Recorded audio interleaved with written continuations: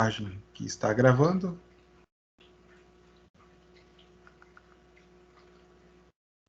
Ok, mensagem. Lembrando que depois de gravadas as aulas, eu disponibilizo no canal do YouTube e o link lá no AVA para vocês. Pode acessar direto pelo canal do YouTube? Pode. Não tem problema nenhum, porque eu não coloquei nenhuma senha, nem nada, justamente para deixar livre o acesso. E só comentando o canal, uma coisa muito interessante assim que eu achei legal. Eu tenho algumas aulas gravadas com mais de 300 acessos. E evidentemente, nossas turmas são pequenas. Né? Nossas turmas são poucos alunos, nenhuma turma tem mais que 30 alunos, então significa que outras pessoas também estão acessando. Isso é legal porque, de certa forma, a gente acaba contribuindo para o desenvolvimento do conhecimento, difundindo o conhecimento em engenharia. Desse jeito aí, daqui a pouco você vai ganhar a plaquinha do YouTube também, Jefferson. Plaquinha do YouTube? Como assim? Daquela de visualização que eles dão. Ah, não, mas aquilo lá é milhões de visualizações. Eu devo ter o quê? Somando todos os conteúdos, umas 1000 e poucas visualizações. Ah, daqui a pouco chega lá.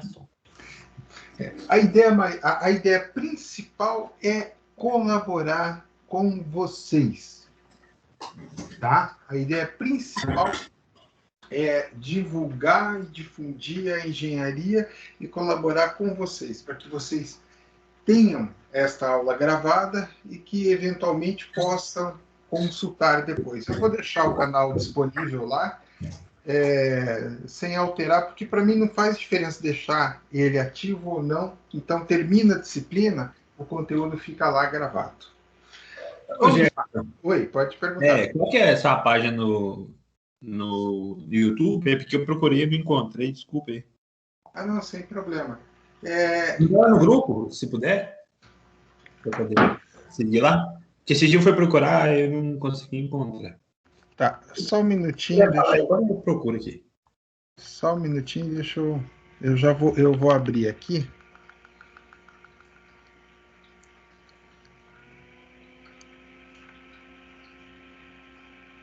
Primeiramente, boa noite, gente. Boa noite. Boa noite.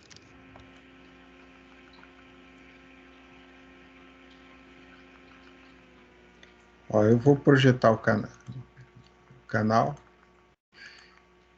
Aqui, ó. Está aí o canal. Tá aqui para vocês. Eu criei o canal exclusivamente com a ideia de divulgar as nossas aulas, para tornar as nossas aulas de fácil acesso a vocês. Tá? Então, vocês fazem parte das aulas. E eu deixo isso claro. Eu só vou pausar aqui. Eu achei que ia aparecer o fundo. Não, não apareceu. Mas no fundo está lá aulas gravadas com a presença dos alunos. Né? Porque, de fato, vocês fazem parte do nosso trabalho. Tá? Bom, tá ali o canal. No AVA tem o link de cada aula. E você entrando numa aula, consequentemente, você consegue acessar todas as demais aulas do canal. Ok? Vamos lá. Ensaios de determinação do tamanho das partículas e da plasticidade dos solos. Bom,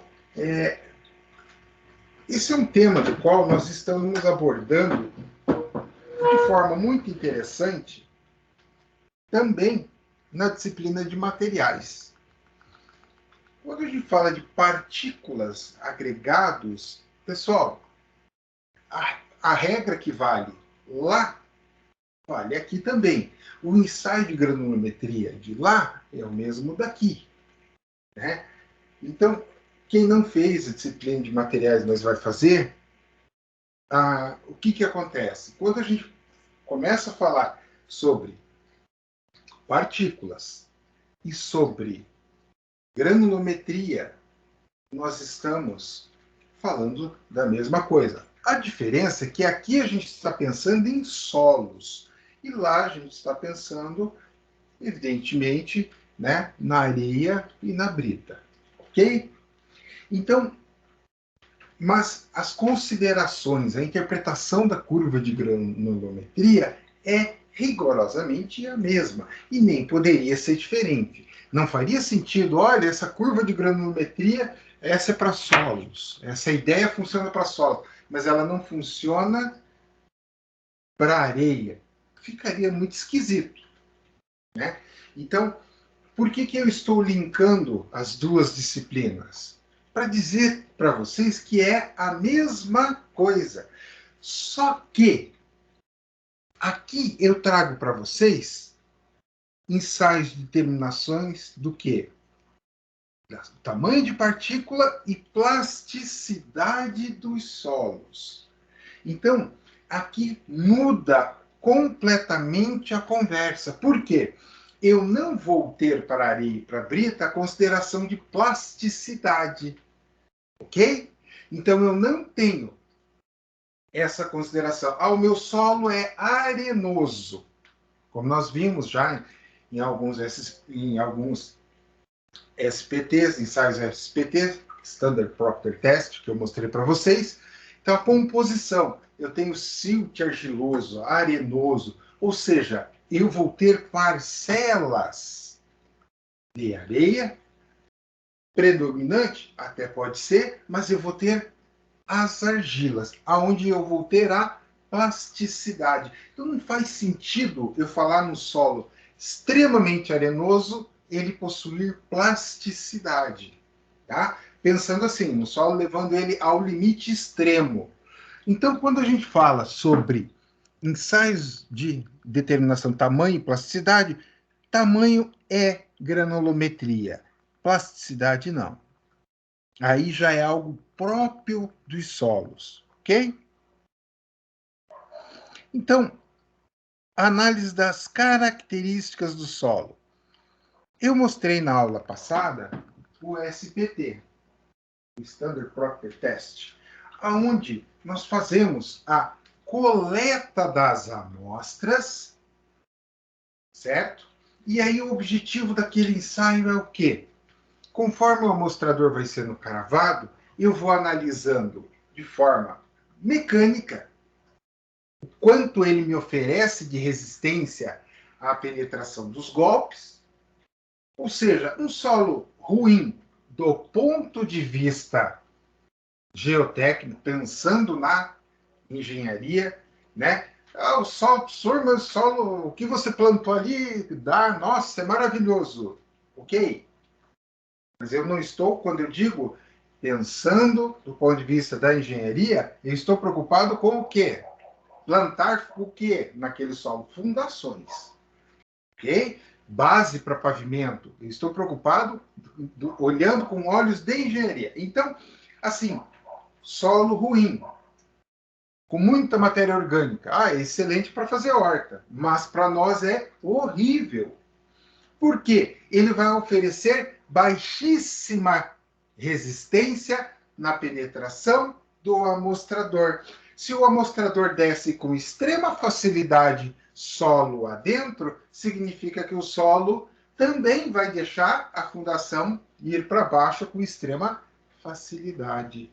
Tá? Então aí nós vamos ter inúmeros problemas correlacionados. Então, por isso que eu tenho que fazer essa análise mais criteriosa do solo. Quando eu digo eu tenho que fazer, o engenheiro civil, ele faz o quê? A análise dos resultados de laboratório, ok? Nós não compete a nós, engenheiros, fazermos essa análise de solo.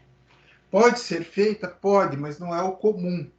O comum é você contratar uma empresa, a gente tem um profissional de geologia e ele fazer o relatório. tá? Então, esta é, digamos assim, o curso natural das coisas. Mas a gente poderia fazer?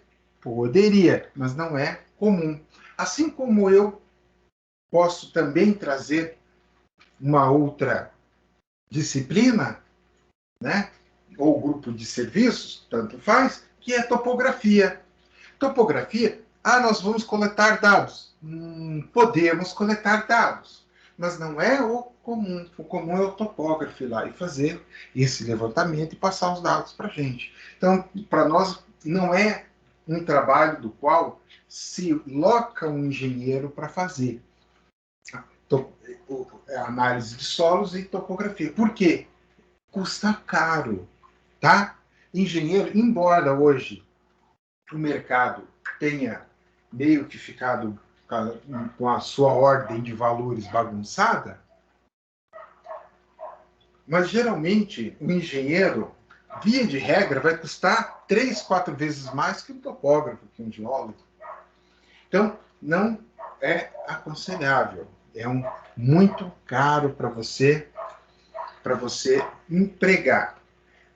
Voltando à análise, esta análise ela tem por objetivo o quê? Determinar, eu vou retirando amostras e eu vou traçando um perfil do meu solo. Mas como assim esse perfil do solo? Vamos voltar lá, vamos olhar um ensaio de SPT para a gente fazer o link com uma disciplina que vocês estudaram no passado recente. Então, vocês estudaram uma disciplina que estudava algo similar a isso que eu vou falar agora, né? O profissional de geologia, o próprio nome já diz, geologia, né? Então, olha só, o que acontece?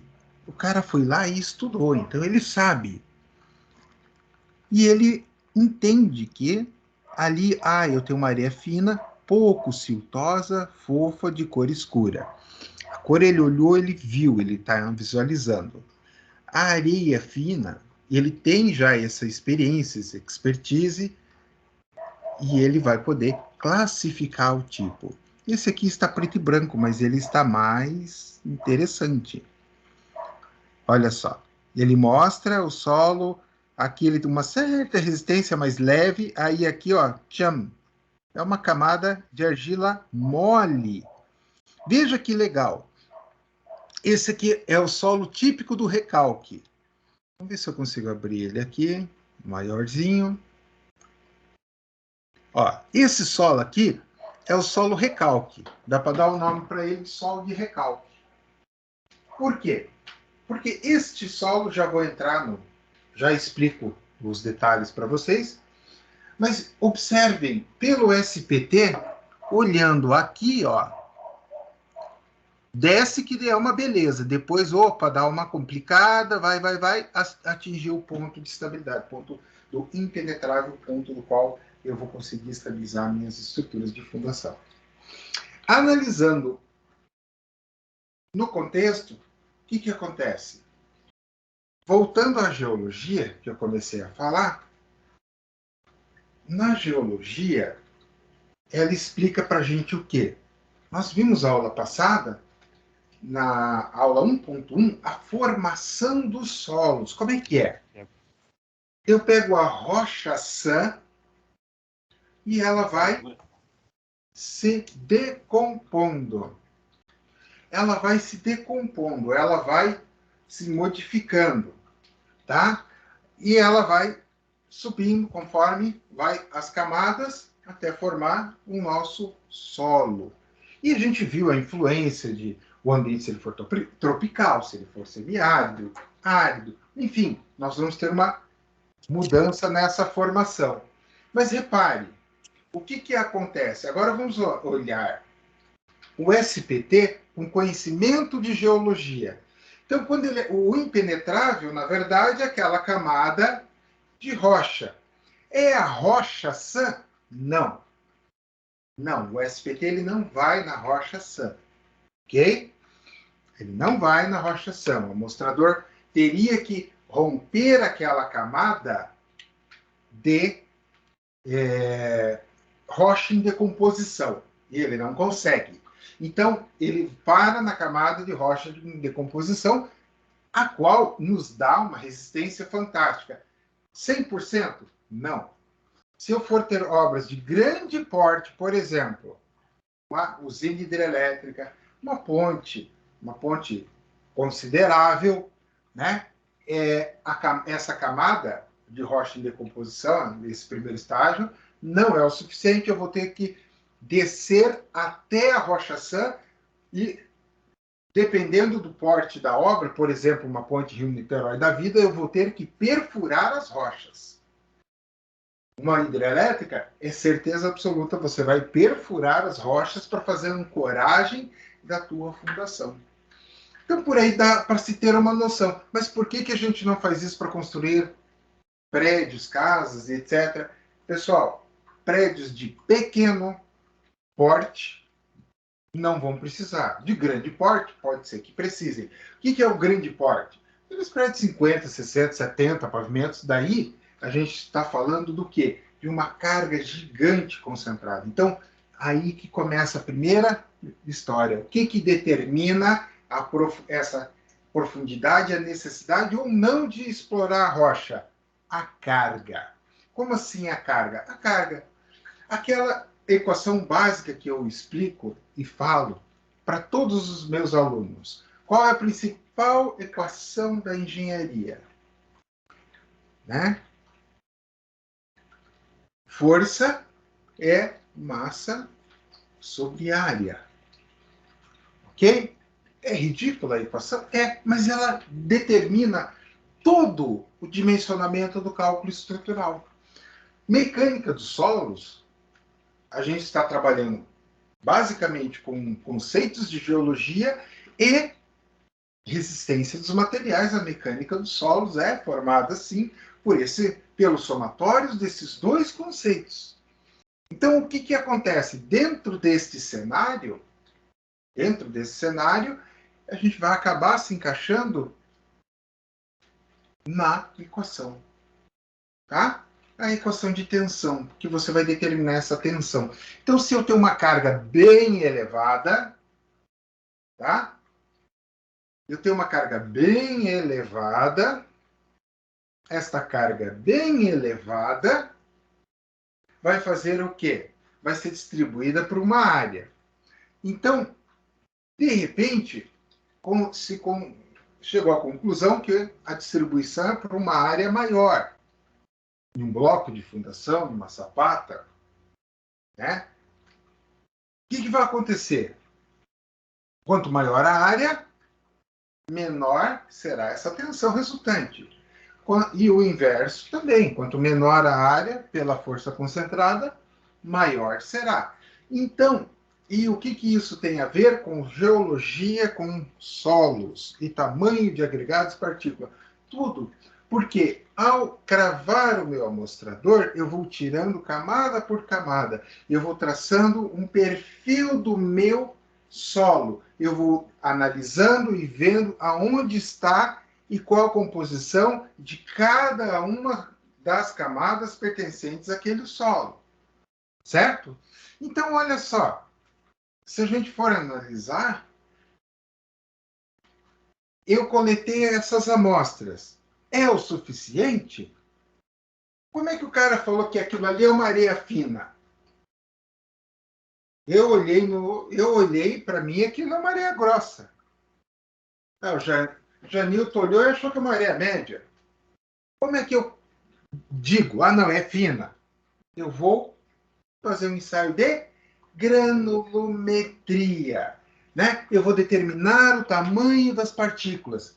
Aí eu posso dizer, não, ela é.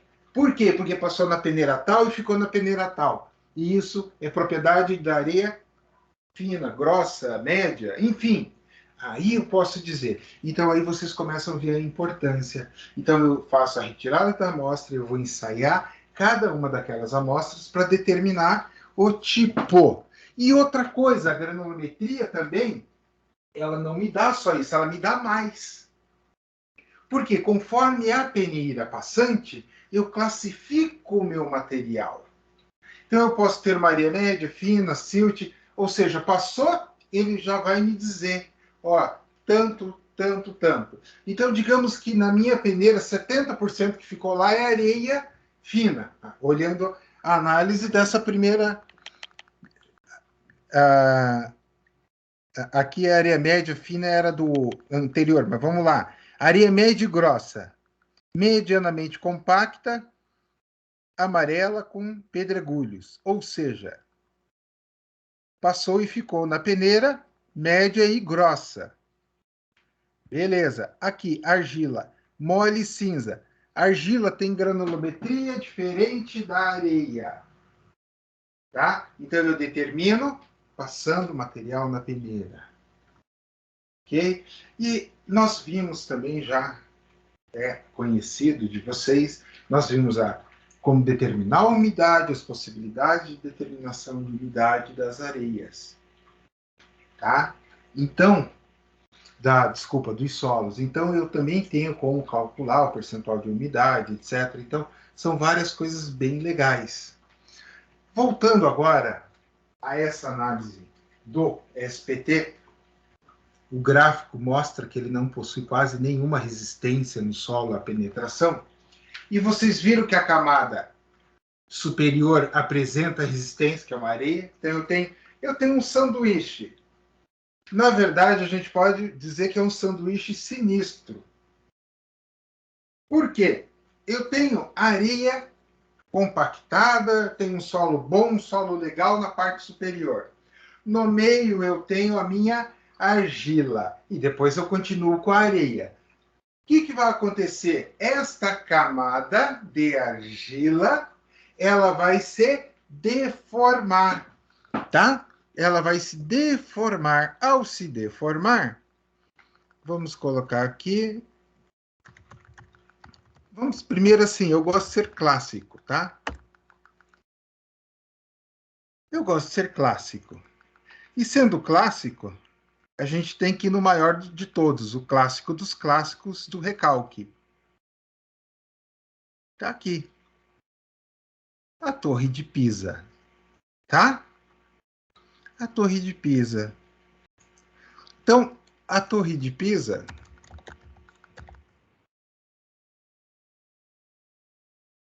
A Torre de Pisa, aqui, ó. Esse gráfico aqui é legal que ele mostra, olha só. Sand, tá? A clay, daí uma areia e argila e silt. Aí ele diz aqui que tem a argila, uma argila intermediária, uma areia intermediária, lower clay e lower sand. Ou seja, bem aqui que estava a camada de caca e foi a camada que aqui já deformou nessa primeira e aqui ainda não tinha uma camada tão boa no final, ou seja, ia dar problema, né? Ia dar problema. Já recuperaram, já deixaram ela melhorzinha, mas eu conto isso em Mecânica dos Solos 2, tá? Aqui eu só mostro o que faz essa camada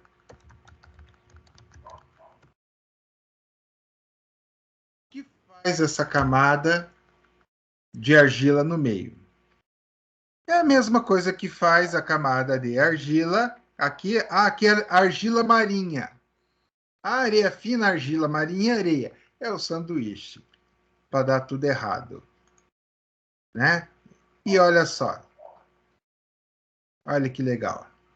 Na verdade, esses prédios, ao longo dos anos, foram desenvolvendo. Ó, esse aqui está bem mais claro. Ó, foram desenvolvendo uma certa amizade, daí eles se aproximaram. Ó. Olha essa foto que legal. Ó. Ó, dá para ver. Aqui se separou. Aqui os vizinhos não se deram muito bem. Aqui é muita bagunça, muita festa. Esse aqui se afastou. E esse aqui era tranquilo, calmo. Ele chegou mais perto desse vizinho. Ó. Olha só. Isso é recalque. Ok? Então, ou seja, a carga foi transmitida para quem? Para a areia. A areia não suportou toda a carga e, opa, aqui está meio bastantinho para mim, deixa eu me apoiar na camada de baixo.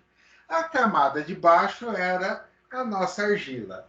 E a sem vergonha da argila falou, pode vir que aqui eu não estou nem aí. Não segurou nada. Resultado, tá aí o resultado. Mas eu explico, mostro o porquê fisicamente em solos 2 para vocês. Aqui é só para vocês terem uma ideia e uma noção de por que estudar. Evidentemente, por que estudar, né, essa parte de solos, por que é tão importante entender. Então, aqui o cidadão foi lá, retirou a amostra para fazer o ensaio. Então, a descrição tátil visual é o método de descrição executado por muitos profissionais ao longo dos anos. Ok?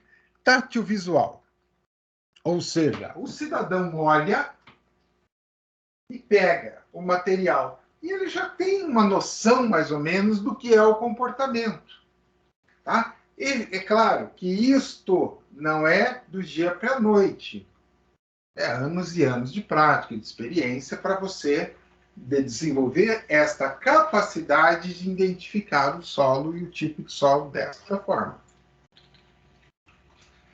Em relação a outros pontos, você pode trabalhar a questão do odor, principalmente se forem solos orgânicos, porque eles vão ter cheiro de metano, tá? A cor, que é bem tranquilo para verificar, essa é a mais fácil, esse a gente consegue. Umidade, a gente já aprendeu como é que a gente pode fazer isso, né? A umidade, eu tenho solo úmido, retirei lá, levei para o laboratório, sequei, e aí eu vou fazer essa continha que está aqui. É uma conta muito simples. Eu pego e retiro a diferença em percentual, vai me dar o teor de umidade do meu solo. Ok? Então é desta forma. E a consistência do solo.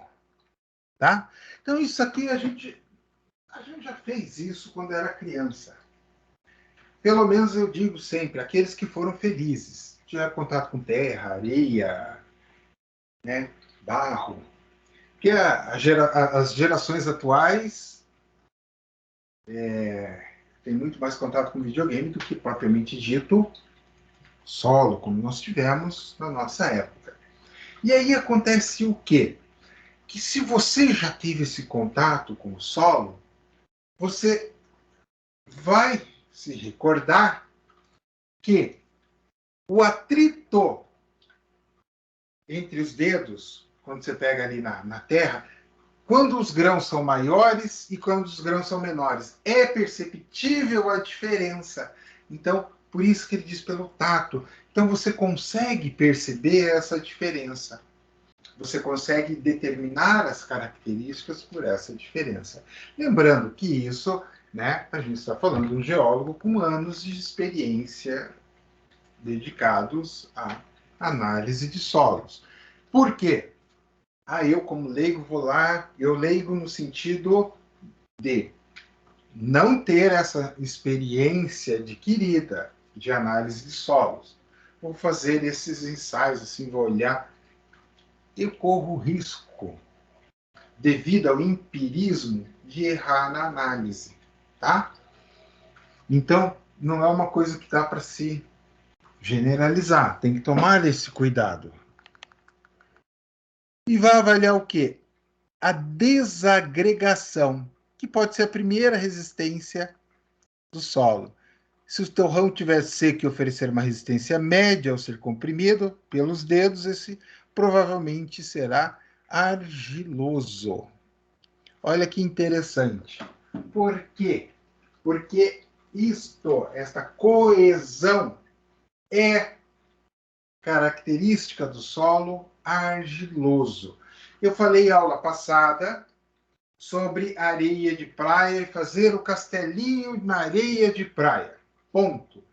Fiz o castelinho, tal, ele está secando. Ele está secando. O castelo vai se desmanchando. Conforme ele vai secando, ele vai se desmanchando, se desintegrando. É mais ou menos o que acontece com o nosso salário. Você recebeu, o salário está inteiro ali. Passou algumas horas, ele já começa a se desmanchar. Quando você for ver, já foi tudo. E é exatamente o que acontece. Por quê? Porque não existe coesão no solo. Agora, quando ele possui coesão, é um solo com característica argilosa. Ele forma aqueles torrões, assim, aquelas massas. Isto é característica de solo argiloso, devido às propriedades da argila. Tá? Então, ela faz essas ligações eletroquímicas e fica unido. Nós vamos estudar isto em Solos 2. Mas eu vou dar um spoiler.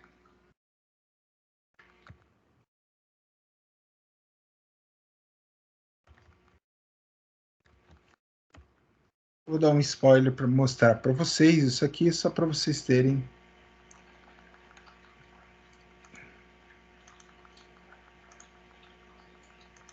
uma noção.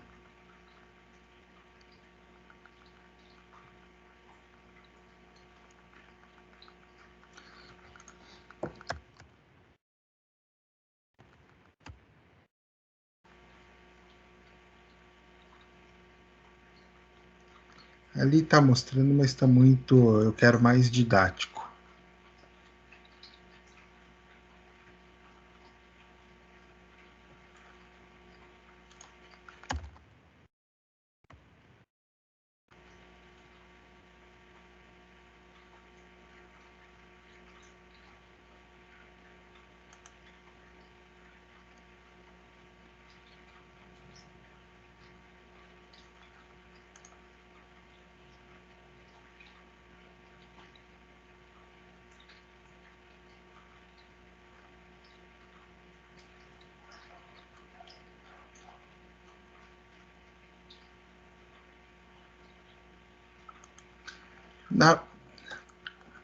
Na verdade, eu queria... Aqui está muito aprofundado. Eu queria uma coisa...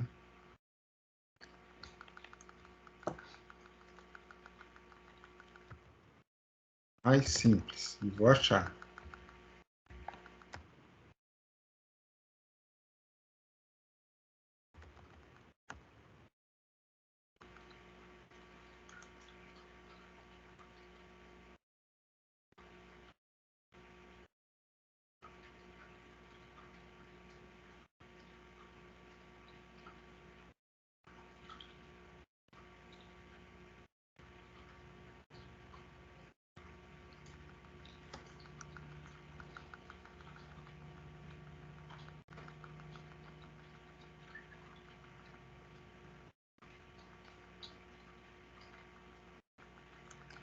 Deixa eu tirar o covalente para ver se ela...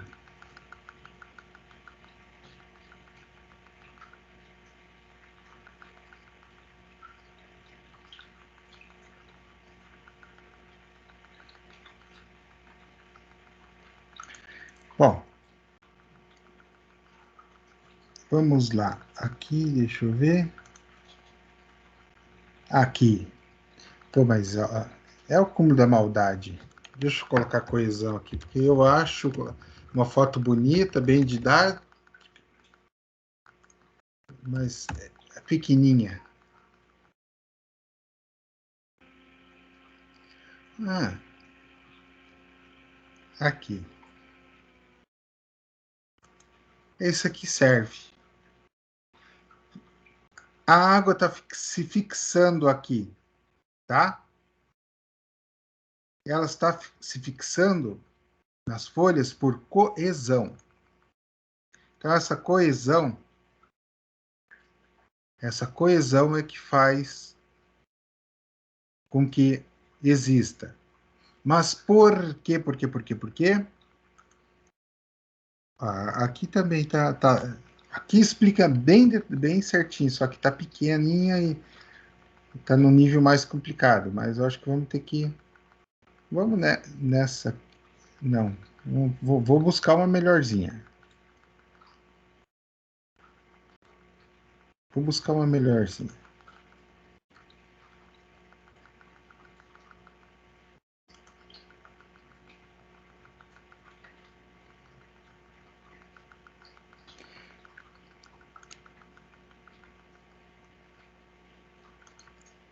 Aham. Aí eu falei. O que acontece? A argila, tá? A argila, cargas eletrostáticas, a carga dela, ela fica carregada com carga positiva e o hidrogênio, deixa eu mostrar aqui agora, sim, eu posso mostrar a ligação da água, eu sei que tem, porque já apareceu. Vou colocar ângulo, porque senão ela vai me trazer um monte de coisa inútil. Ó. Olha aqui. Tá vendo? Vamos pegar essa aqui que tá mais bonita. Então, eu tenho esses dois caras aqui, positivo, positivo. A argila negativa. O que acontece? A água entra em contato, gera o efeito que a gente viu aqui de coesão. E é isto que faz com que eu consiga formar as estruturas das argilas, e agora eu posso mostrar, que estava aparecendo lá, mas eu tinha que primeiro mostrar essa parte, estrutura das argilas.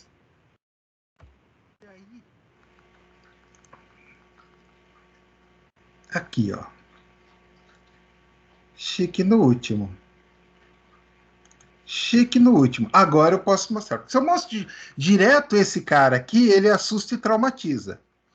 Agora não. Então, as argilas, primeiro, o que são as argilas? Chamadas argilominerais. A gente vai ter sempre esse cara na jogada, sílica, mais uma turma que vem com ele. Não necessariamente vão estar sempre, tá? Por isso que eu vou ter tipos diferentes de argilas. Não, vou voltar naquela.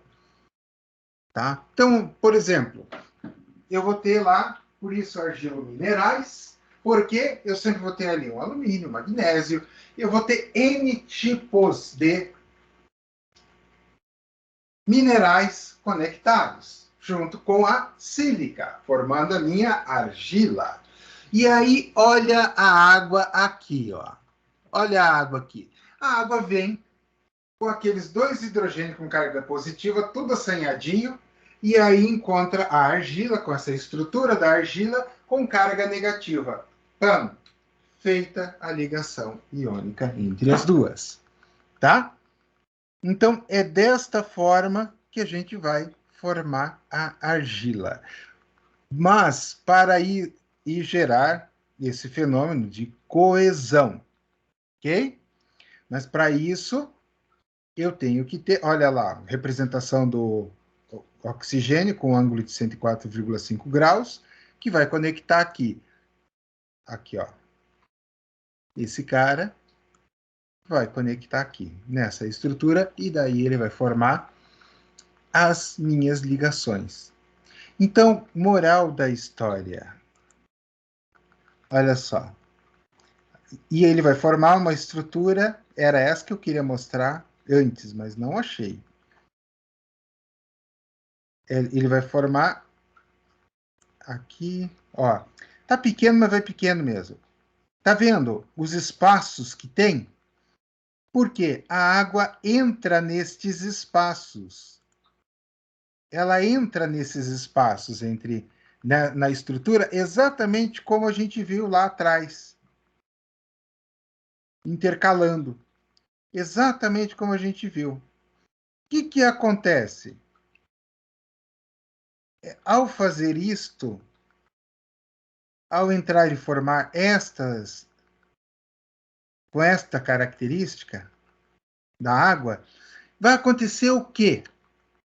Vai acontecer que a argila, ela vai simplesmente se estruturar, formando o torrão. Formou. O torrão está formado. A água está ali. Ok. Mas aí eu tenho, através do aquecimento daquele solo, enfim, mudança de temperatura, seca aquele material. Ele vai perder quem? A água, evidentemente. Só que ele já criou toda a estrutura interna, toda aquela estrutura porosa interna ficou ali. E aí o que acontece? Aí é que se torna o problema. Porque aquela estrutura toda porosa está estável, só que ela não apresenta para mim resistência mecânica. Então, como ela não tem resistência mecânica, ao aplicar carga sobre ela, ela vai se desfazer. Ao se desfazer, ela gera o problema. Então, imagine, eu fiz uma fundação sobre uma área com argila.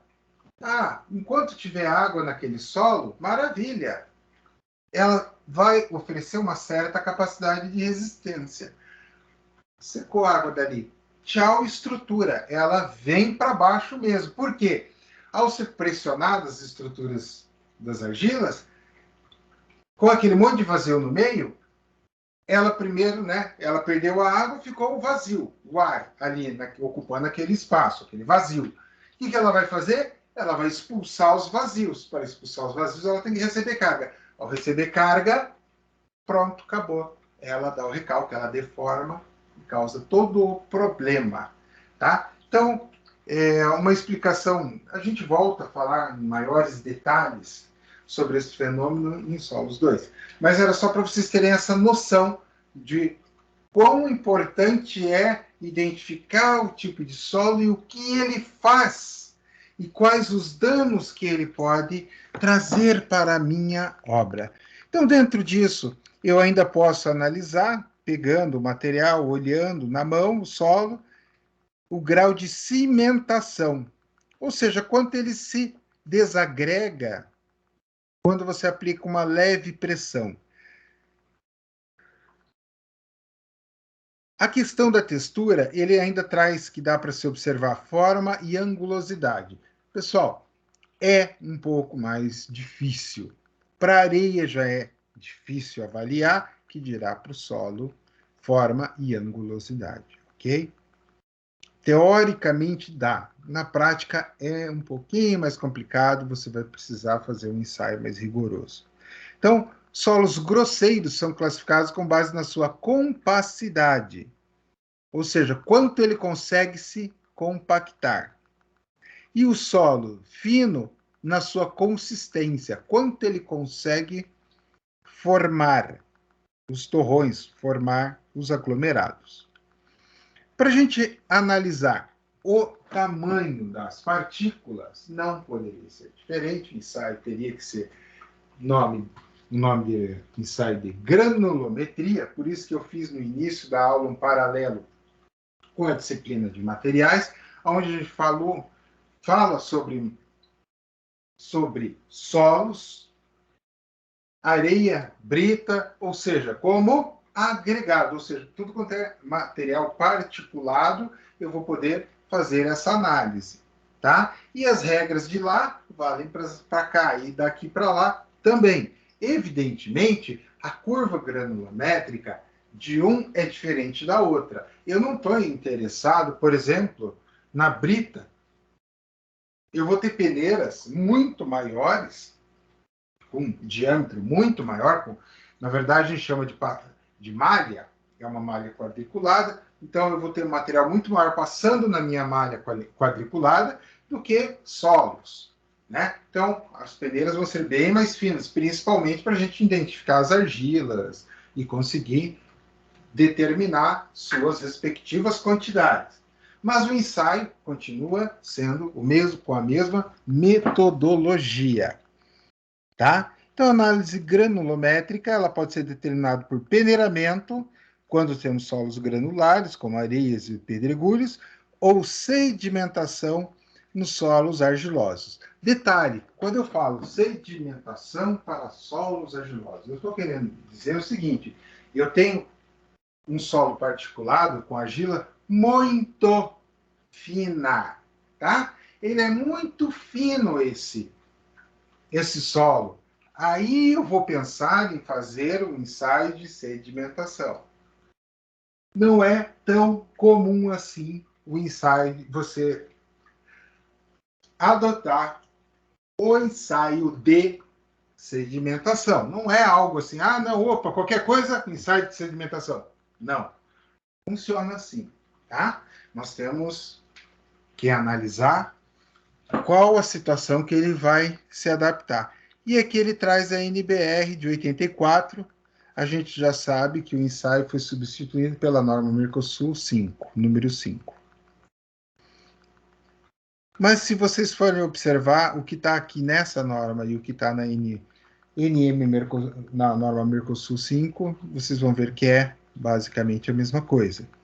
Eu tenho uma mesa vibratória com as peneiras. E aqui eu tenho um becker com água e sedimentação. Vamos falar um pouquinho de cada um.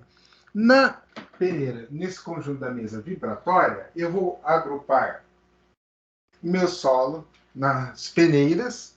Qual peneira, professor? Eu vou colocar um pouco em cada? Evidentemente que não. Você vai colocar todo o solo na primeira peneira com malha maior e vai colocar naquele equipamento. O que aquele equipamento faz? Vibra só, nada mais. Ele vai causar uma vibração.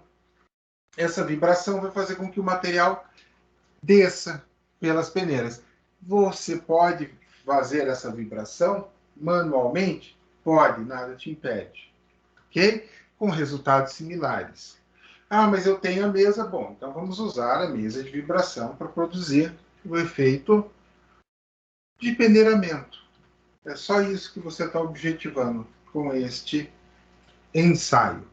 Na sedimentação, isso aí todo mundo já brincou de sedimentação um dia, né? Já colocou lá água com açúcar. Aí você colocou e misturou. Aí você coloca um pouco a mais. O que vai acontecer? Vai gerar excesso no fundo. Ok? Então essa água vai decantar e sedimentar no fundo.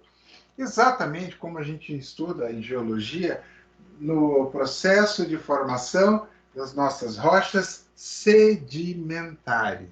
Então, é a mesma lógica, só que aplicada ao ensaio.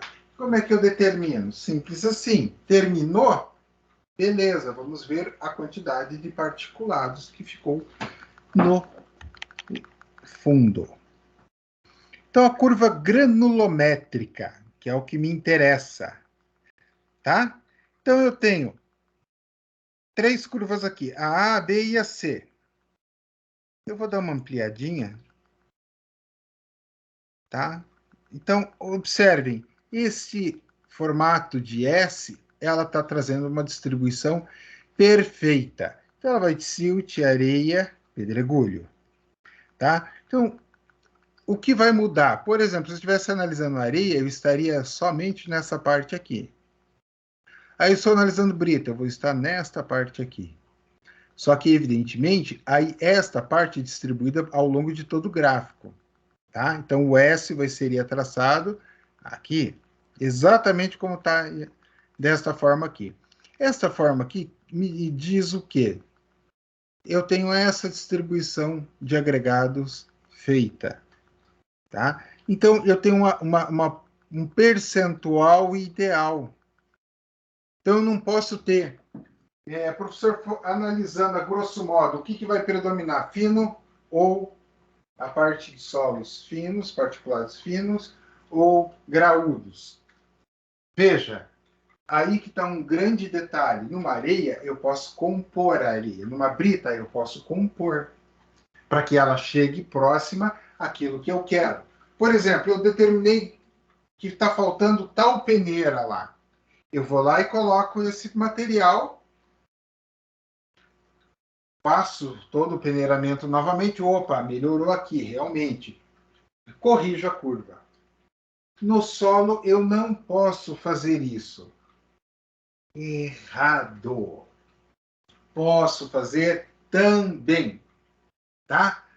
A diferença é que esta técnica vai ser aplicada para pavimentação. Eu estou preparando o subleito, uma base, e eu estou com falhas na granulometria. Como assim?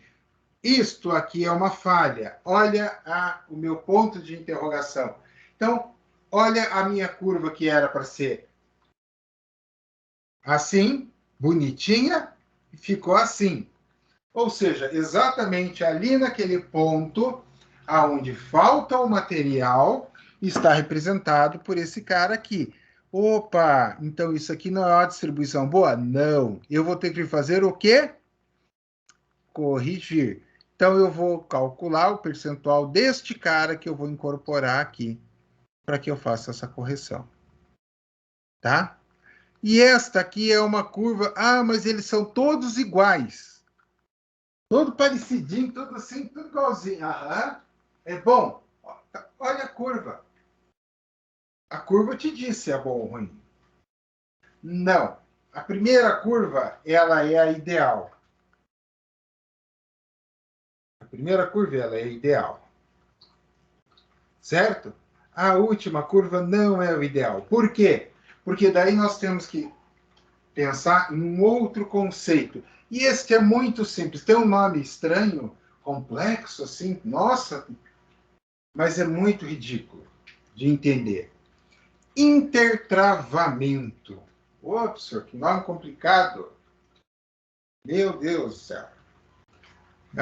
Mas o que vem a ser esse negócio complicado? Pessoal, pensa o seguinte. Você tem um copo e você tem um punhado de brita. E você quer preencher ao máximo possível. O que você vai fazer? Se você tiver tudo igual, você não vai conseguir fazer o encaixe para eliminar a maior quantidade de vazios possíveis. Então, ao passo que se você tiver ela graduada, como na primeira imagem, você vai conseguir promover um encaixe muito legal entre os seus agregados, fazendo com que eles produzam esse efeito de encaixe, se encaixando, e aí que vem o grande barato. Quando eles se encaixam, você fez o que? O intertravamento. Então, o intertravamento, na verdade, é resultado desse super encaixe bem ajustadinho dos seus agregados dentro de um determinado volume. Tá? Mas então, por isso que ela precisa ser graduada. Ou seja, ela precisa ter aquela graduação com a distribuição exata, que é o caso desta curva.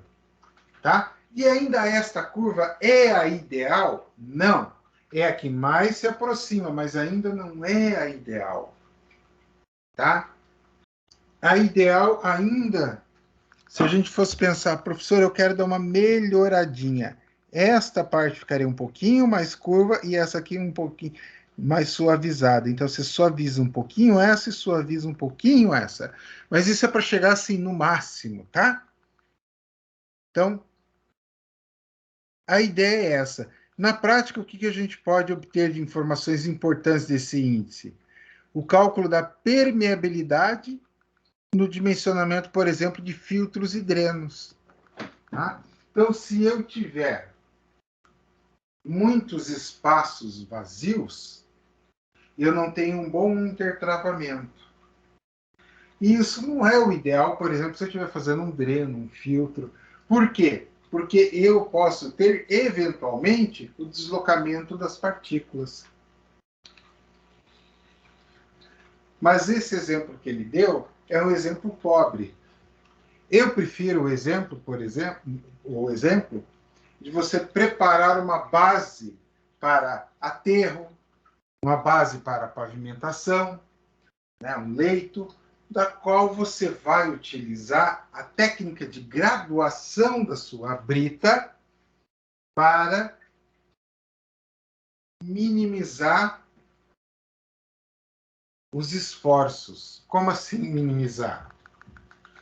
Quanto melhor ajustada a minha granulometria, pensando que eu posso até vir eventualmente a corrigir a quantidade de argila neste leito, neste aterro, eu posso automaticamente reduzir o quê? A compressibilidade. Por quê? Se eu tenho a granulometria bem distribuída, ela consegue me dar o quê? Aquele nome complicado do intertravamento, tá? Ou seja, eu consigo deixar bem travadinha a minha base, com baixa suscetibilidade a sofrer deformações por carregamentos. Então, aqui, olha só, a determinação desse diâmetro efetivo, a correção, como nós podemos fazer do nosso solo. Tá? Então, eu vou poder analisar e buscar a uniformidade. Olha só. Essa aqui ela já está um pouquinho melhorzinha. Ó. Então, o que eu preciso mexer? A qual ponto? Dependendo do ponto que eu modificar, eu posso dar uma melhorada na curva, ou uma boa piorada.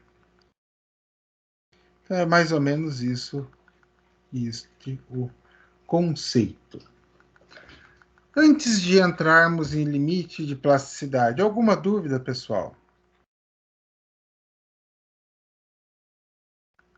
Não.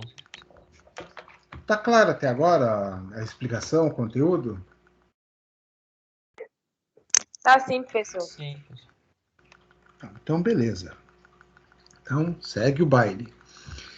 Então, pessoal, nós vimos na aula 1.1, 1.2, a gente falou sobre alguns índices que a gente consegue obter, e a gente falou sobre a questão da rigidez desses solos argilosos, e a gente viu que ela está diretamente relacionada com o quê? Com a umidade. Falamos dos índices de limite de liquidez, plasticidade, e etc. Tá? Então, só que eles são muito mais importantes que isto. Se a gente pegar pelo limite de plasticidade e liquidez do Attenberg, então o limite de plasticidade representa o teor de umidade que o solo apresenta quando ele inicia a fissura no processo de moldagem. Então eu posso pegar e fazer esta análise plasticamente, uma análise bastante simples. Então, como que é isso, professor? Vamos pegar na internet, que fica mais fácil. Você vai fazer uma minhoquinha.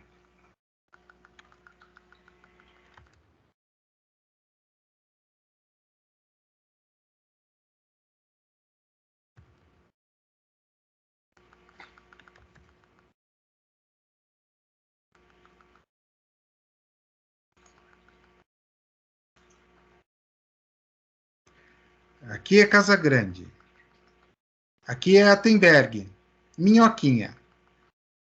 Minhoquinha. Tá? Como assim? Hã? Tá aparecendo não, professor. Opa, desculpa. Aqui. Aqui, ó. Minhoquinha. Tá vendo? É uma minhoquinha, né? Minhoquinha. Olha lá. A minhoquinha. Olha aqui. Esse é o ensaio de Attenberg. Como assim? Pessoal, embora a gente... é uma minhoquinha, é uma minhoquinha. Ok. O que eu vou fazer? Eu vou pegar solo, umedecê-lo, deixar até que ele apresente uma consistência ideal para ser moldado. Não posso pegar esse solo muito úmido, que senão vai virar um barro. Não posso pegar esse solo muito seco, senão vai ficar uma farofa. Então, eu preciso deixar o solo no ponto que me permita a trabalhabilidade em função da sua plasticidade. Ok? Então, aí eu falei, faz a minhoquinha. E literalmente é o que você vai fazer. Você vai fazendo essa minhoquinha e você vai medir quando ela irá romper. Então, ou seja, quanto maior a quantidade de plasticidade, digamos assim, presente naquela matéria de solo, maior ela vai resistir. Mas ela vai até um dado momento que ela rompe. Tá? Esse é um dos ensaios que a gente faz no laboratório. Casagrande também, granulometria também. E estufa também. Então, é um conjunto de ensaios que a gente faz. Aí você vai, deu 10 centímetros, você corta, corta e vai fazendo aqui. Tá? Então, deixa eu voltar na apostila e vou deixar aberta ali, porque ali já tem Casagrande junto, daí a gente vai olhar Casagrande na sequência. Então, você faz até que ela chegue a 10 centímetros de comprimento, 3 milímetros de diâmetro. Ok? Ela rompe antes disso, geralmente. E aí você vai fazendo. Então, na verdade, é um ensaio empírico. O ensaio de Casagrande, o aparelho de Casagrande, aqui está a minhoquinha, né? O ensaio de Casagrande,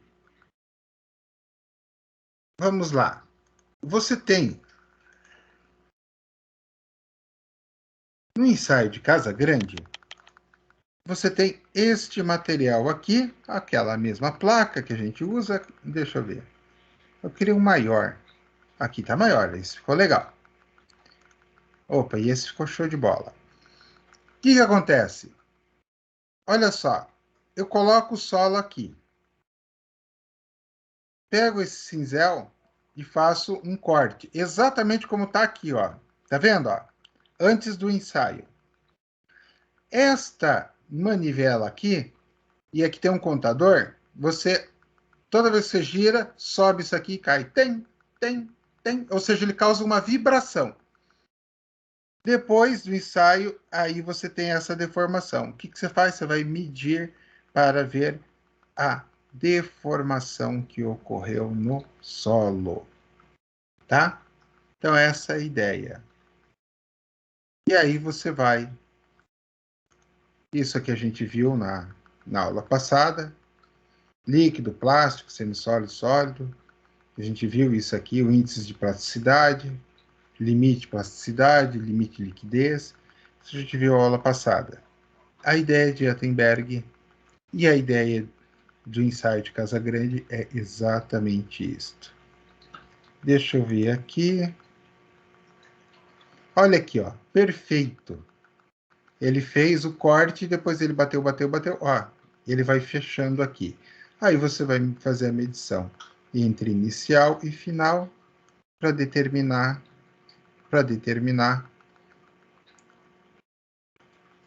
o quanto ele deformou. Aqui dá para ver, ó, bem deformadinho. E aí você vai vendo qual é o limite de plasticidade do seu solo. Esse é basicamente este objetivo do ensaio, tá?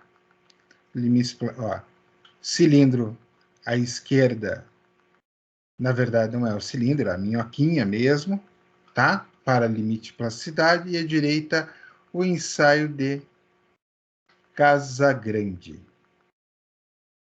tá?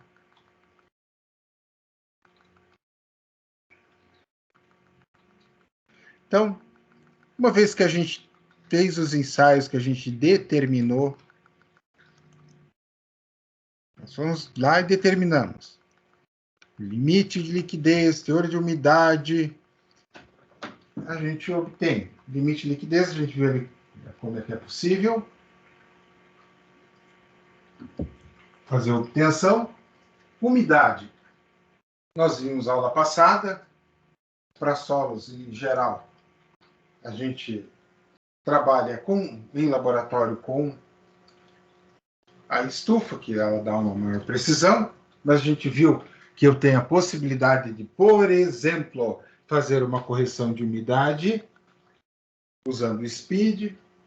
São variáveis e possibilidades a serem consideradas. Ok. É um gráfico logaritmo e é uma relação direta entre esses limites de plasticidade e quem?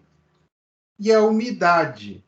Então, eu vou plotar no meu gráfico de acordo com o que eu vou obtendo, né? Então, o número de golpes. Lembra aquela maquininha do Casagrande vai dando golpes, ok. E conforme a deformação, limite de liquidez, qual foi a umidade que eu consegui, que eu obtive, como é que eu faço isso? A minhoquinha rompeu, ok, pega a minhoca, leva para a estufa, deixa a minhoca lá. Retira aquele material da estufa, 24 horas depois, e calcula a umidade. É uma coisa que a gente já entendeu o conceito. Beleza. Então, eu tenho como traçar a linha vermelha. E ali, eu tenho que analisar os parâmetros de deformação em função do número de golpes. Deixa eu ver aqui, para ficar mais intuitivo. Vou pegar aqui o ensaio de Casagrande.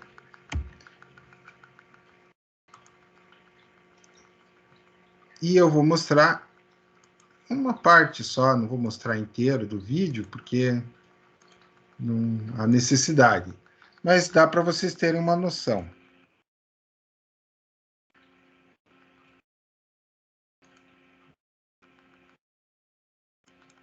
Olha só.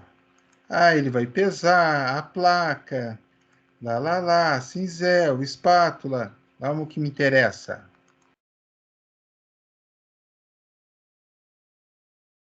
É bem feito o material deles, tá? Ah, aqui ele está mostrando, ó, o contador. Aqui vale a pena até voltar. Olha só. Ele calçou aqui, mas se não tiver calçado, aquilo ali sobe e dá uma batidinha.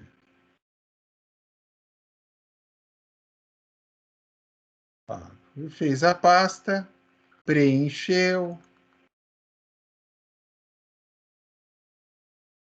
fez o preenchimento.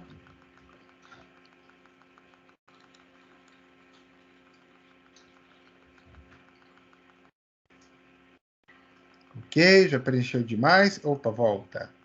Olha só, agora ele vai fazer o corte, ó, para ver a deformação.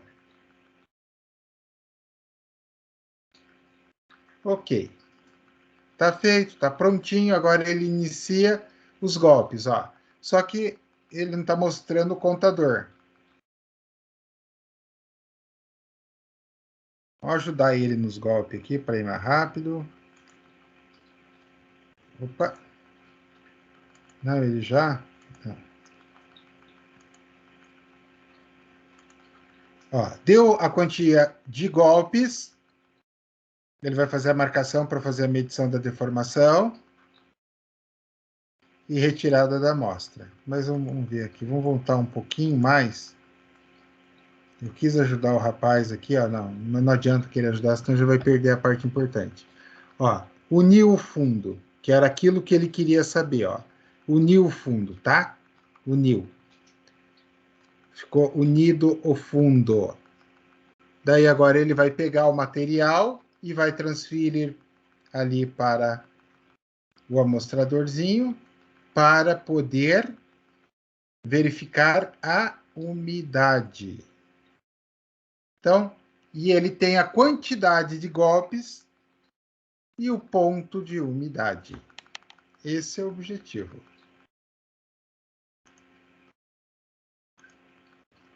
Esse é o objetivo. Dessa forma, com esse número de golpes,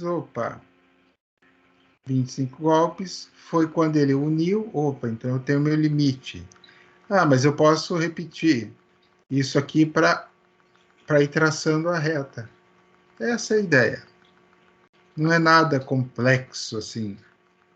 Mas aí o que acontece? Esse valor L ele é obtido diretamente do gráfico, onde, por convenção, Casagrande determinou que o limite corresponde a 25 golpes. Tá? Então, você vai fazer, vai aplicar os 25 golpes para poder determinar. Então, são 2 ensaios, pessoal, para ver o limite de liquidez, plasticidade, bastante simples de serem feitos, não são complexos, tá? E se você juntar ainda, nós temos mais granulometria e estufa, são 4 ensaios, basicamente, que a gente faz no laboratório, mas que eles me dão todos esses parâmetros, muito importantes para determinar as propriedades dos solos. Este é o objetivo central, determinar as propriedades dos solos. Ok? Dúvidas?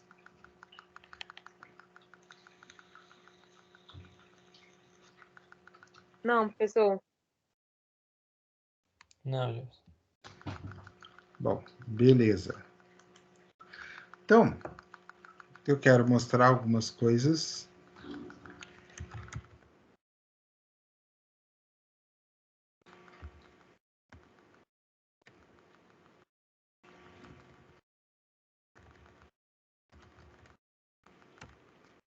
Porque, assim, é uma coisa você falar. Uma coisa explicar, falar, tal. Outra coisa é a gente começar a associar aonde eu vou usar esse negócio. Eu estou vendo esse negócio, tá? Estou entendendo, tá? Mas aonde que eu vou usar? É uma dúvida que a gente fica, né? E olha só, olha aqui, ó. Evidentemente, eles estão fazendo outros tipos de ensaios que a gente vai estudar mais à frente, tá? Mas observa, ó, tá? É possível ver uma obra de pavimentação, dá para ver a marcação do grade ali, e ele coletando amostras. Olha aqui, coletando amostras. Esse serviço geralmente é feito por técnicos, tá? Não, estou falando de coleta de amostras. Olha só. Casa Grande, esse aqui é um triaxial que a gente vai estudar. Sedimentação. São coisas que a gente vai ver no futuro, sendo os próximos capítulos. Olha aqui, olha ele com o trado, tá vendo? Qual que é o objetivo dele? O que eles estão... Bom, primeiro, olhando esta foto, o que os caras estão fazendo aí?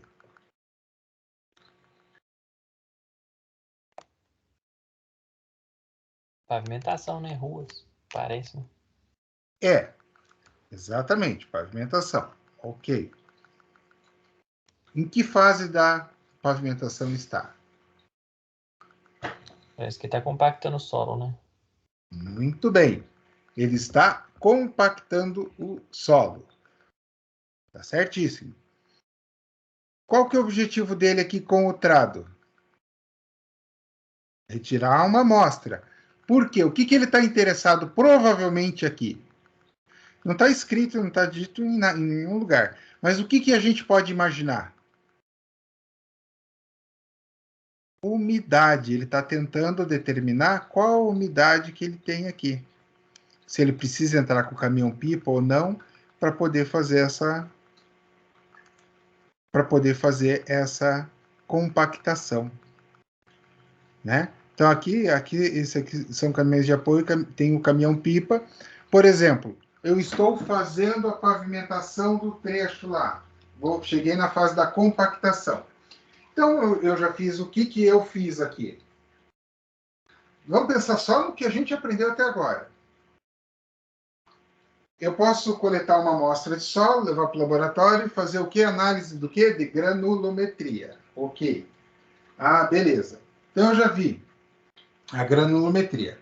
Então, a gente já sabe que se esse solo for muito argiloso, ele se deforma bastante. Então, eu posso verificar limite de plasticidade, etc. Dar uma olhada para ver se o solo está legal para trabalhar. Ah, ele está tudo legal, senão eles não estariam compactando.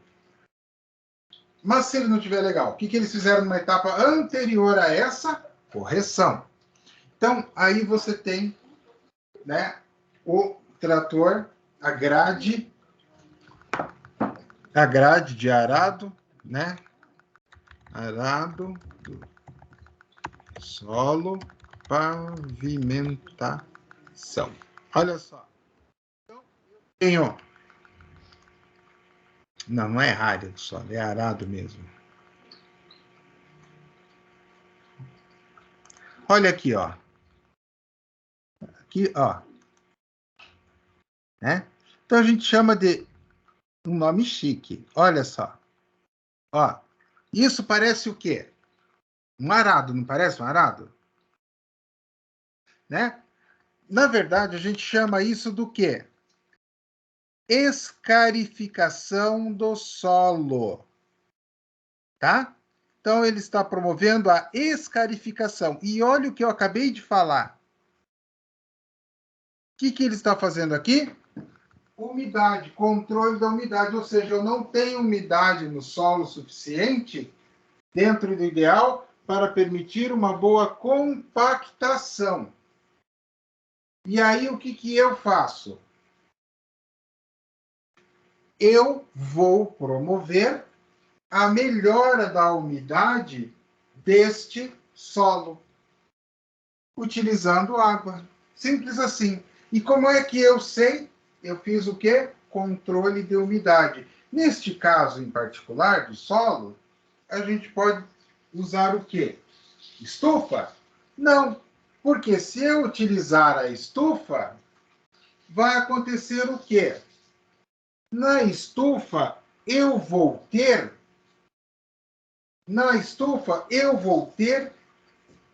o resultado 24 horas depois. Eu estou ali com a máquina pronta para, né, aquele rolo que vocês viram ao pé de carneiro, pronta para entrar e realizar a compactação. Tudo certinho. Vou lá e verifico a umidade. Opa, está abaixo. Eu coloco imediatamente o caminhão-pipa, ele vai umedecer o solo. Umedecendo o solo, eu consigo fazer a compactação deste solo, e dentro daquilo que é o ideal. Então, eu vou usar o speed, porque ele vai me dar uma resposta imediata. Eu levo para a estufa. Opa, está seco, não choveu. Qual seria a tendência nesse caso? A umidade aumentar ou diminuir? Aumentar a umidade, né, professor? Aumentar. Volta a ver, pessoal. O solo está seco e não choveu.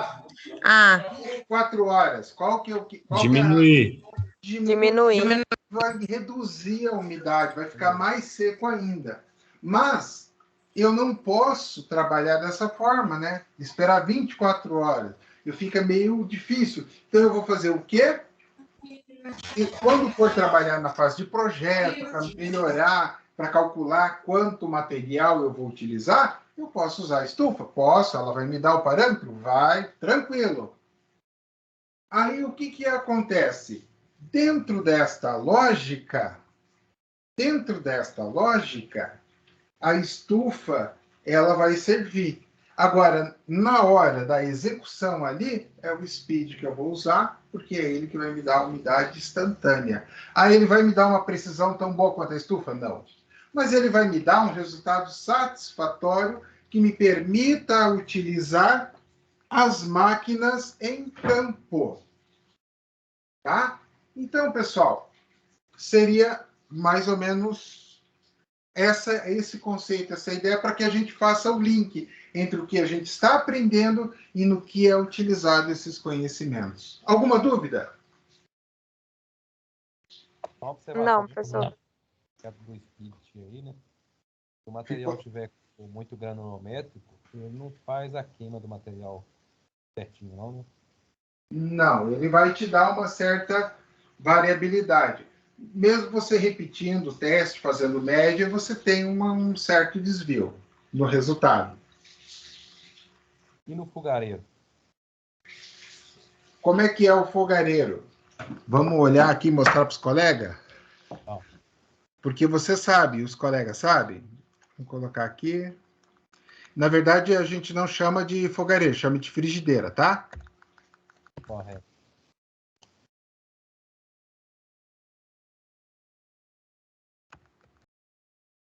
inclusive é normalizado pelo DR, o teste da frigideira. Então, vamos ver se ele traz alguma outra coisa aqui. Ah, engraçadão, me trouxe comida. Mas ele trouxe aqui, ó. Como é que eu vou fazer o teste? O que eu estou fazendo no teste da frigideira? O speed ele é mais sofisticado, né? Você precisa usar o carbureto, as cápsulazinhas ali e tal, uma coisa mais sofisticada. O da frigideira é um teste mais bruto, mas também aceito para controle de umidade. O que eu faço? Eu peso o meu solo úmido, coloco na frigideira e aqueço, usando um fogareiro, daí, como já falou, mas pode ser um fogão, enfim, eu aqueço, eu gero calor ali. Ao gerar calor, quem vai embora? A umidade. Aí eu peso novamente a massa seca, e ao pesar a massa seca, eu consigo determinar, pela diferença entre as duas, o percentual de umidade. É um teste de campo também, um teste igual os demais testes. Exatamente como a gente já viu os demais, funciona da mesma forma, com o mesmo objetivo. Mais alguma dúvida, pessoal? Não. Então, tranquilo, pessoal. Vamos para um intervalo e a gente volta depois do... Né, daqui 15 minutos a gente volta para dar continuidade. Combinado.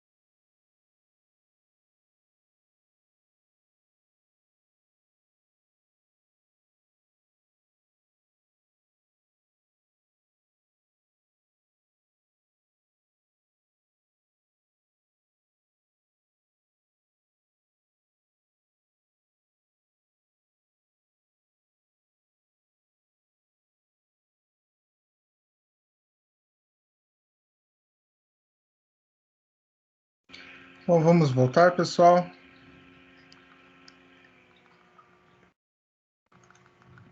Bom, seguinte, nós temos que fazer atividades parciais, certo? Como vocês já sabem, é uma das formas de avaliar. Então, o que eu fiz? Para esse semestre, a parcial 1 eu dividi em duas parciais. A primeira parcial e depois uma segunda parcial. Essa orientação vem do Ricardo e até as próprias datas para a aplicação destas respectivas parciais para vocês, certo? Então, na verdade, nós temos que fazer, enfim, as avaliações faz parte do contexto. Eu acabei de postar no AVA a parcial, tá? Ó, parcial 1 publicado, ó. Ok? Então, a parcial 1. Basta clicar no link, entrar lá na página, que vocês vão ver este formulário aqui. E a entrega, reparem, 30/8, ou seja, hoje, até meia-noite. Mas é para hoje. Ah, professor, eu faltei a aula. Você já sabe a nota, 0. Ok? Então, a pergunta: qual a finalidade da curva granulométrica? Defina o que seria uma boa distribuição da curva granulométrica. Como é que seriam esses agregados para esta boa distribuição, certo? E expliquem isso. Mas a ideia não é uma atividade assim extensa. Tanto é que eu vou deixar para esse tempo restante para vocês fazerem atividade que eu acredito que seja o suficiente, tá? Então, a nossa aula, vocês vão ter esse tempo para fazer essa atividade aí, parcial. Dúvidas? Dúvida, pessoal? Não, professor. Não, professor. Ficou claro? Sim. A gente abordou bastante esse tema, né? Eu acredito que não é para ser algo assim que gere grandes dúvidas em vocês. Então, no caso aí, você vai finalizar a aula aqui, e aí a gente faz o exercício e já entrega lá, né? Exatamente. Tem até meia-noite de hoje para fazer a entrega, tá? Fechou. Eu deixei um prazinho maior aí, evidentemente, se tiver algum colega que não veio hoje na aula, para avisar para poderem fazer. Não tem grupo da disciplina ainda, seria legal vocês criarem o grupo, porque eu poderia postar no AVA. Ô, Ricardo, não. Ô, Jefferson, desculpa, o grupo foi criado e você está nele. Estou no grupo? Ah, Opa, deixa eu ver aqui então. Deixa eu procurar. Manda um oi lá no grupo para aparecer aqui para mim. Achei aqui, Fundamentos da Mecânica dos Solos. Ah, maravilha. Então, como nós temos o grupo, pessoal, o que eu vou fazer? Eu vou também postar no grupo a parcial, para facilitar o acesso para vocês, entendeu? Só para facilitar o acesso. Ele está como Fundamentos da Mecânica dos Solos, por isso que eu não... sim, professor. Aproveita e fala lá que entrega até hoje, porque eu acho que tem gente que não veio a aula hoje e pode estar perdendo essa informação. Vou colocar aqui, ó. Primeira parcial. Entrega para hoje. Pronto, postei lá no grupo. Daí o pessoal fica sabendo. Esta semana, tá? Ó, o Jonathan pediu, me coloquem no grupo. Tiago, também. Jonathan, Fernando, É. Thiago. Então, pessoal, Eu mandei o link do grupo no grupo de representantes. Bom, se organizem, porque com o grupo fica fácil para que eu possa, por exemplo, coloquei lá a atividade. Ah, eu estou com dificuldade no meu AVA. Está no grupo, daí todo mundo tem como acessar e fazer, tá? Então, por isso a importância do grupo e a importância de pertencer ao grupo. Professor, minha internet tinha caído aqui. Você tinha ficado mudo. Você quer essa parcial para entregar hoje? É para entregar hoje. Ué, não dá tempo não. Dá tempo, sim, senhor. Você para de inventar história. Tanto é que porque minha internet ficou ruim. a gente vai terminar. A minha internet. Não, tudo bem, tua internet ficou ruim, mas olha o que é a parcial. Qual a finalidade da curva granulométrica? Defina o que seria uma boa distribuição da curva granulométrica. O que a gente poderia trabalhar em relação a isto? O que seria essa boa curva? Qual o objetivo? A palavra difícil que eu falei. Lembram? Conseguiu um bom? Pontinhos, não vou falar do solo. Eu sei. E aí você continua achando que não dá para entregar hoje? Eu falo só por questão da internet. Minha internet tinha caído aqui, mas eu vou tentar entrar lá para ver. Acho que dá tempo. Beleza, eu coloquei no grupo. Você está lá no grupo? Sim. Então, qualquer coisa faz pelo celular. Mas é bem simples. Tá? E eu vou dar... Oi. E tem... Aí vai ser dividido em duas. Essa é a primeira e vai ter uma outra, né? Isso.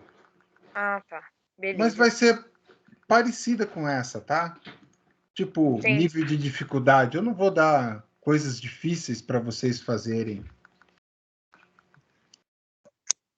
Tranquilo. Tá? Eu não vou dar coisas difíceis para vocês fazerem.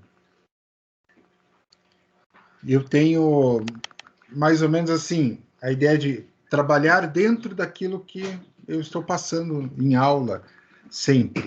Então, para quem acompanha as aulas, assiste as aulas, vai ser fácil a parcial. Mais alguma dúvida, pessoal?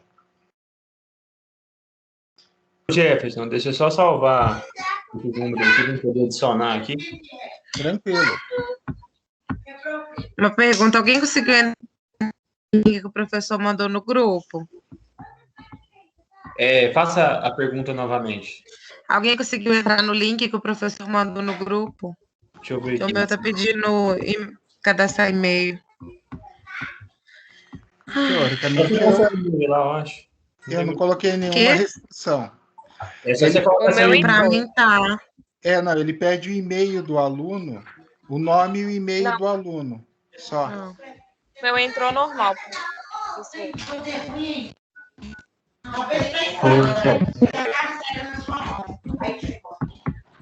Jeff, Oi. tem como colocar o link aqui no chat do Não mexe! Um minutinho. Não, da avaliação aí. Pessoal, vocês estão com o áudio aberto. De todo jeito, gente, eu vou colocar o nome do grupo aqui, porque o Jeff vai mandar as informações lá. Vocês têm que entrar no grupo. Não mexe! Aí a gente não manda mensagem, só o negócio. Acabei de colocar o formulário no chat aqui da sala. E ele está no AVA, pessoal. Lembrando para vocês, ele está no AVA. Beleza, obrigado. Beleza, professor. Eu já vou saindo aqui e vou fazer, tá bom? Tá, joia. Obrigada. Boa noite. Boa noite. Tchau, gente. Boa noite. Boa noite. Boa noite.